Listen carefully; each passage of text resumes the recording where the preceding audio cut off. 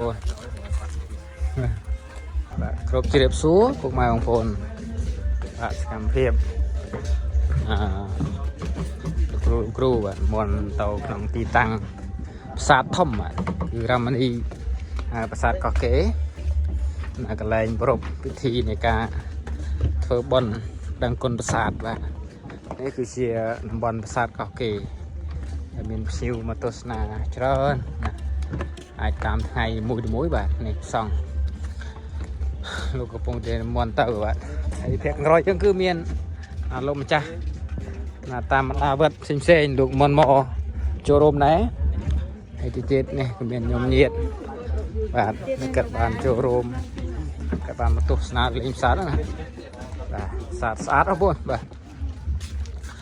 ពួកយើងធ្លាប់បានមកលេងច្រើនហើយដែរនៅក្នុងប្រាសាទកោះកេរបាទស្អាតទេសភាព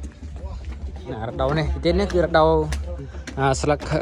កឈើលាស់គឺស្អាតបាទចាំដល់មុខតិចខ្ញុំថតឲ្យមើលបាទនេះព្រោះចូលមកដល់ក្នុងទីតាំងប្រាសាទយើងហើយបាទមានសាសនាច្រើនមែនកាចាំទទួលអ្នកដឹកនាំបាទយើងបានចូលដល់ទីតាំងខាងក្នុងបងប្អូននេះខាងក្រៅកន្លែងនេះគឺកន្លែងដែលចំនៃការរំដាប់ចំ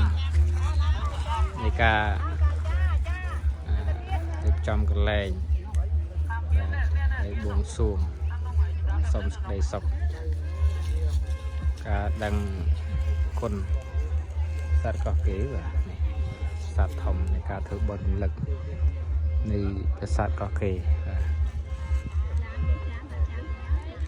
នេះបងបាយសៃទីទឹកមូលបងនេះឯរងចាំគណៈអភិបាលគ្រូបាទសាសនាណារងចាំទទួលក្នុង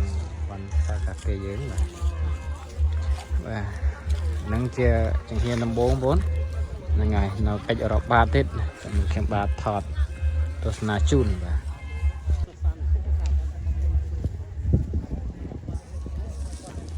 នេះបងកម្មភាពទាំងមូល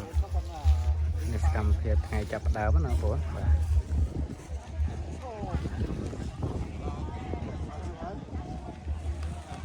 តាំងការធ្វើបុណ្យទាំងគុណប្រាសាទគ្រប់ចិត្តលៀបប្រៀបលៀបប៉ុណ្ណាបងប្អូនបាទ